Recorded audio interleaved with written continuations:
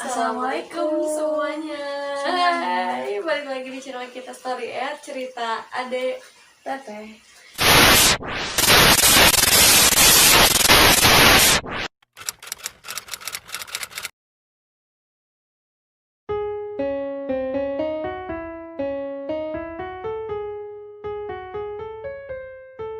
Oke, jadi di segmen kali ini, segmen Kismis hari ini, kita bakalan masuk ke suatu cerita yang pastinya kalian tunggu-tunggu dan banyak request juga, yaitu lanjutan dari Hantu di rumah. Oh ya, hantu di rumah. Ya oke, tapi sebelum nonton aku mau ingetin lagi buat teman-teman yang belum subscribe, ayo di subscribe dulu dan jangan lupa klik like dan juga komen. Oh ya, jangan lupa juga buat di share ke teman-teman ya, biar banyak yang nonton. Oke. Kita Terus, berhubung tagnya kita percaya atau enggak, kita bikin jam edisi ini jam 1.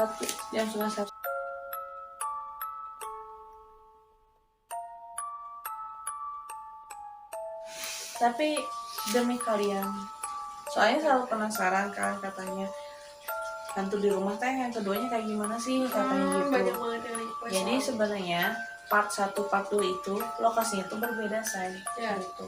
Jadi sekarang itu kita akan menceritakan hantu di rumah part 2. Di mana sih? Daerah Posisinya Cimahi Utara. Utara. Mm-mm. Cimahi Utara. Aku dulu sempat ngontrak ke situ. Oke, balik lagi ya. Jadi kenapa sih gitu kita tuh pilih rumah ini untuk lanjutin part 2-nya? Karena aku sendiri tuh gitu banyak banget ngalamin hal-hal kayak gitu, karena aku dulu sering nginep.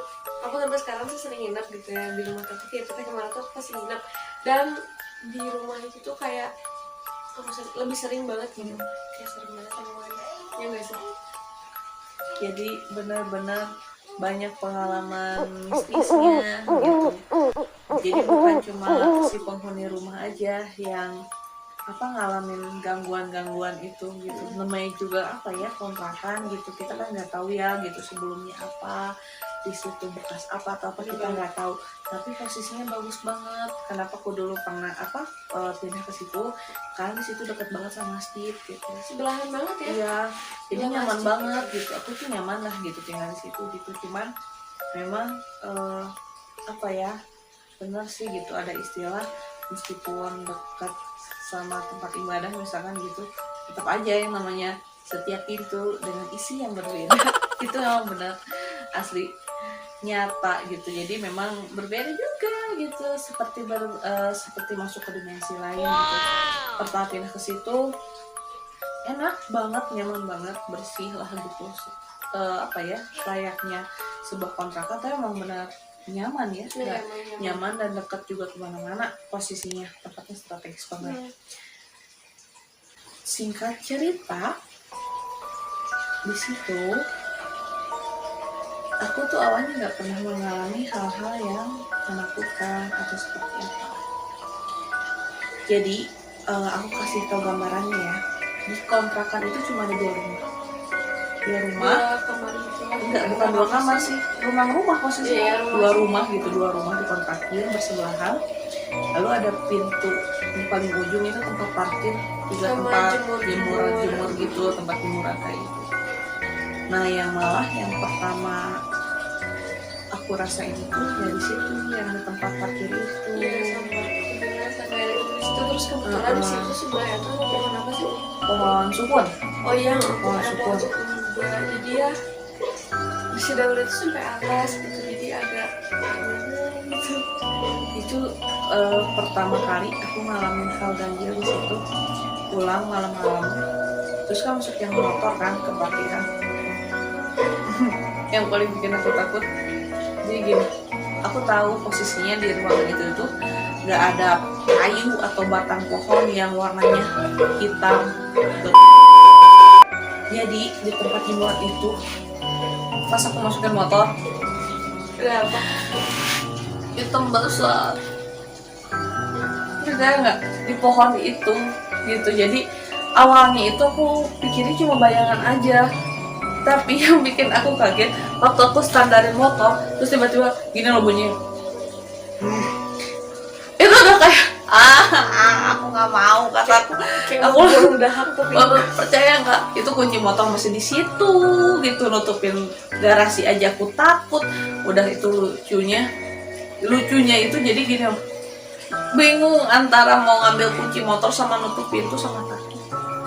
Posisinya waktu itu medan lah pokoknya gitu. Jadi pertama kali ngalamin hal mistis di situ, yaitu hitam doang, kelihatannya hitam doang tapi bunyi gitu, jadi kayak suara bapak-bapak yang berat banget suaranya gitu. Kan cuma gitu aja udah kaget, sebenarnya bukan takut, merenya kaget ya ruas, aduh pastinya itu. Terus kamu ngapain, apa sih Dek di sana tuh? Aku tapi di situ aku nggak lihat yang si misalnya aku tuh lihat ada apa yang dibilangin Paling males. iya aku lihat itu dan kaget soalnya aku tuh lihat itu nggak full gitu kan, kayak setengah gitu, soalnya ada layar gitu. Aku tuh ke situ tuh pas malam-malam disuruh nyalain air dong, soalnya kan nyalain airnya tuh pakai kayak apa ya, dicolokin gitu loh. Iya jadi nggak otomatis gitu, jadi kalau Harus misalkan manual air banget. itu manual gitu, jadi bukan saklar siapa, jadi emang manual aja gitu, Iya, harus dicolokin gitu. dicolokin, cabut gitu. Dan itu posisinya malam-malam, air tuh kosong. Aku disuruh sama teteh tuh ke situ. Ya aku tuh kan kayak ya udah sih biasa aja gitu. Emang gelap sih tempatnya, nggak apa ya, nggak ada lampu ya. Iya, penerangannya tuh di situ tuh kurang banget. Jadi memang yang pertama kita ngerasain itu memang di posisi garasi tempat jemuran itu. Beda banget. Itu memang hawanya tuh memang beda gitu, pertapian ke situ aja. Aku aja orang awam serem gitu, di situ serem aja gitu, nggak tahu sih. Cuman kadang kalau pas ini gitu ketemu sama si bapak kontrakannya gitu, almarhum gitu, beliau cuma bisa bilang nggak ada apa-apa gitu. Tapi aku ngerasain beda di situ aslinya. Tapi bukan cuma aku aja, tetangga sebelah aku juga sama banget gitu. Malah dia kan sebelumnya lebih duluan dia dibanding aku, dan sama gitu ceritanya juga, saya pernah ngalamin juga teh katanya gitu. Oh oke. Cukup tahu dengan keberadaan mereka. Iya. Juga di rumah itu nggak kalah seremnya gitu. Jadi awalnya sih nggak serem atau apa, tapi memang dia pertapiannya juga, jadi ruangannya nggak terlalu besar gitu si rumah kontrakan itu, tapi sering kita lewat ada yang, jadi kalau kita kan kalau tidur nggak ditutup ya si pintu kamar gitu, itu aku buka. kayak ada yang lewat gitu. Jadi dari kamar mandi ke tengah rumah tuh kayak ada yang lewat. Jadi posisi kamar itu depan kamar. Meskipun nggak pintu itu nggak langsung kelihatan dari pintu kamar, tapi ya pokoknya depanan gitu, depanan gitu, dan keluar kamar itu agak belok gitu di sebelah kamar. Jadi kadang suka ada seliweran gitu. Dan itu tuh memang apa ya, bukan cuma cerita gitu, tapi memang real. Pernah pas kita mau nonton itu loh Dek, kita lagi nonton aku sama si Ade, yang shower nyala sendiri. Oh dia itu kaget banget. Shower nyala sendiri, dan juga yang nginep di rumah aku rata-rata termasuk dia bilang gini, ada suara bayi nangis. Posisinya aku nggak punya bayi saat itu, yang kamu tidur di tengah rumah. Ada suara bayi nangis, dan di situ nggak ada yang namanya punya bayi, itu nggak ada. Karena aku udah pada gede gitu, jadi bayi dari mana Dek aslinya. Dan bukan cuma dia aja, memang rata-rata yang nginep di situ bilangnya kayak gitu. Kalau nggak ada yang kayak apa digeliin atau apa. Jadi kalau bisa aku cap itu si penunggunya usil, jadi terlalu menunjukkan kita. Apalagi kan kalau misalkan aku dulu sering nginep di situ tuh apa ya, aku tidurnya tuh di ruang tengah gitu kan. Jadi kadang ya emang gitu jelas banget gitu. Yang paling sering sih itu yang suara diri bayi nangis. Aku juga bingung, soalnya nggak ada tetangga yang punya bayi. Lagian juga kontrakan kita itu sama si rumah kiri kanan itu jauh gitu. Pokoknya sebelah kiri itu masjid, dan sebelah kiri kayak lahan kosong gitu. Lahan kosong. Jadi nggak ada yang hal kayak gitu deh pokoknya. Dan pernah yang paling seremnya di situ sampai apa ya, dialami oleh aku juga sama anak aku. Yang tahu gak sih, jadi si pintu rumah itu kayak ada yang monyetan gitu masih gitu, si daya ucing depan rumah gitu, tapi suaranya bukan kucing gitu, ngegeremnya tuh beda. Itu tuh apa ya, bukan hal mistis, jadi kerasa itu kayak beneran apa ya, itu apa ya, ada binatang ya apa gitu. Jadi kayak memang bunyi cakaran di pintu. Posisinya aku waktu itu cuma berdua sama anak aku yang paling besar. Aduh, udah aku nggak bisa nggak bisa ngomong apa-apa gitu. Jadi kalau misalkan suami belum pulang tuh kayaknya nggak bisa tidur gitu, takut, aslinya takut banget. Merinding serius Aslinya apa kalau dikasih mati lampu di sana udah deh, aku mending diem depan rumah, duduk aja di teras, nggak berani diam di dalam, nggak berani. Iya, karena pernah ada pengalaman yang paling mengerikan yang selama aku tinggal di situ. Pernah mati lampu. Posisinya aku sendiri, anak-anak lagi liburan di rumah nenek ini waktu itu. Liburan, aku sendiri, mati lampu, ya. Aku tuh langsung gimana ya? Gimana sih rasanya? Itu kan luas, rumah tuh luas, tapi kayaknya pengap banget. Emang sih istilahnya kalau misalnya kan istilahnya ada kalau gelap itu oksigen menipis atau apalah gitu. Aku logikanya ke situ, tapi kayaknya kok pengapnya beda banget, pengap banget. Aku pergi ke kamar, aku tutup pintu, terus aku nyalain pakai lilin, pakai ponsel gitu. Percaya nggak sih? Aku ngerasa kayak di luar ruangan kamar teh asal loba lama. Jadi kayak suara orang, ada suara orang batuk, kayak orang jalan. Aku tuh posisinya ini pintu ya, aku cuma duduk gini aja ngebelakangin pintu gitu, nggak duduk di kasur, ngebelakangin pintu aja gini. Jadi emang beneran kayak takutnya tuh apa ya, takut ada orang masuk ke kamar atau serem aslinya. Itu paling ya, jadi paling serem itu gini, posisi gelap, cuma pakai lilin, pakai lagu kecil, lampu sentra pema kan rasa gitu-gitunya gitu ya gitu. Jadi kayak di dalam rumah tuh banyak orang, soalnya ngerasanya tuh bukan ngerasa, memang ada suaranya tuh kayak suara orang batuk, terus suara kayak lari gitu, kayak langkah kaki laki gitu.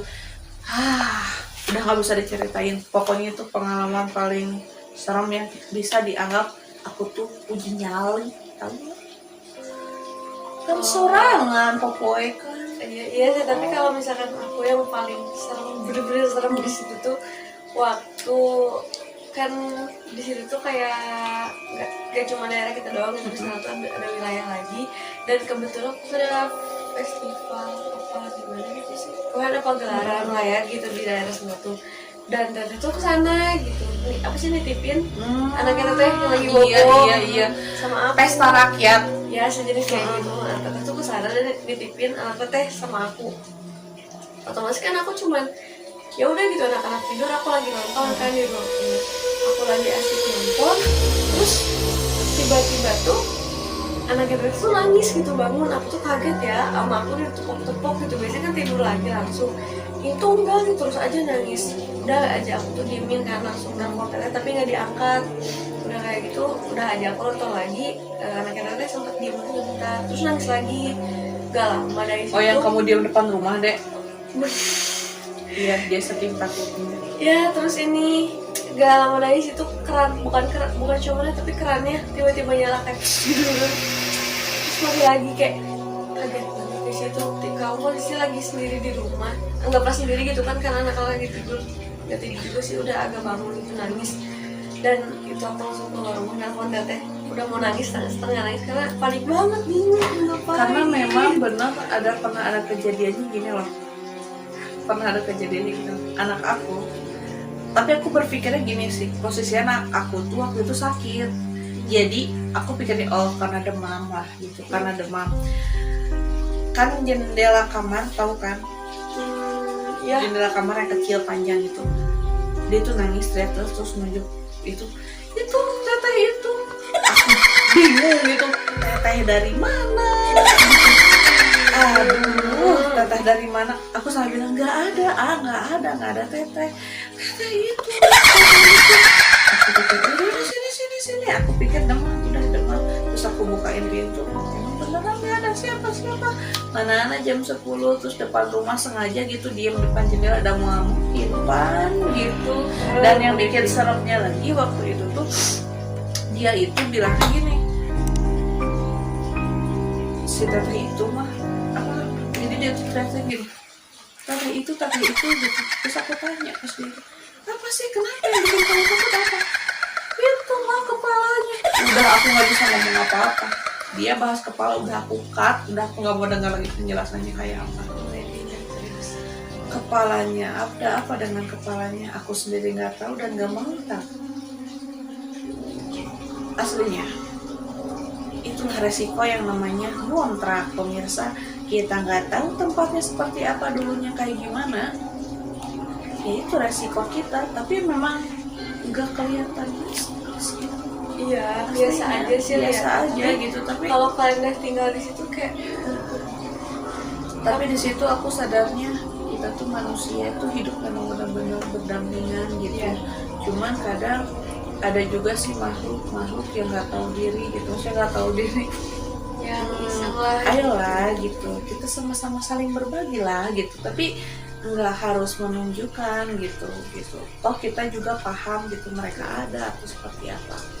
Tapi ini benar-benar menunjukkan kalau mereka itu saya ada. Sering banget sering. Iya. Dan Jadi ya ngeri banget pokoknya. Sering ke situ dan setiap kali ke situ pasti ada aja gitu. iya. Nggak keran nyala sendiri atau tiba-tiba ada suara bayi nangis atau iya. Yes. Aduh. Dan sinyal tuh sering hilang sendiri. Udah ketemu jaringan. Kayak paket data no Bea. Ya gitulah. Itu ya Tapi pemirsa. beneran pelajarannya itu setiap rumah, setiap pintu memiliki penghuninya yang berbeda. Tapi kita harus saling menghargai dan saling menjaga gitu. Karena mungkin mereka lebih dulu daripada kita gitu. Kita nggak tahu berapa Kita lama nggak mereka tahu ada di situ. gitu. Dan aku sih percaya setelah tinggal di situ mereka jadi makhluk kayak gitu juga seperti punya keluarga gitu. Ya kan, karena kita bisa mendengar ada anak, bayi, ibu dan bapak. Jadi sompral. Intinya kita balik lagi jangan takut sama hal seperti itu. Aku juga sama takut gitu, tapi dijalani aja gitu. Maksudnya dijalani, jangan terus berpikir takut sampai berlebihan kayak gimana, rugi loh ke kita, rugi sendiri gitu.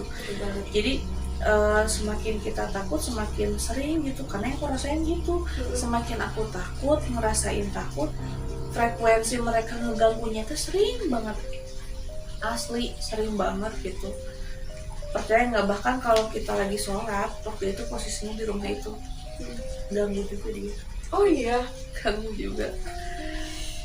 Jadi pernah ada kejadiannya tuh, aku sempat marahin anak aku karena aku kira dia mainin apa kena gitu, ternyata enggak, posisinya anak aku lagi tidur.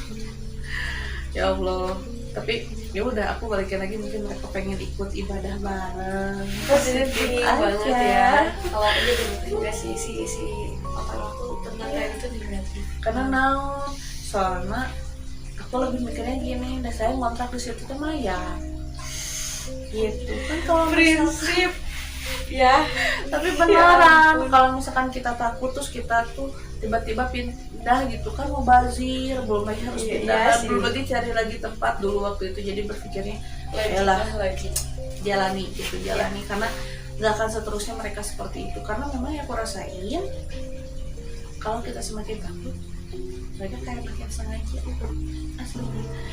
Jadi jangan pernah takut ya. Takut boleh tapi nggak berlebihan gitu. aku takut kok, tapi ya aku nggak sampai gimana gitu. pokoknya harus tetap semangat, sehat terus, Jangan lupa ibadah. terus berdoa, karena semua juga pasti kembali sama Allah. Ya, benar. Manusia mereka diciptakan itu sama, semuanya buat beribadah. Ya. Terus yakin, terus percaya, jangan kalah dengan rasa takut. Terus tonton kita dengan edisi-edisi yang baru yang lebih menyeramkan.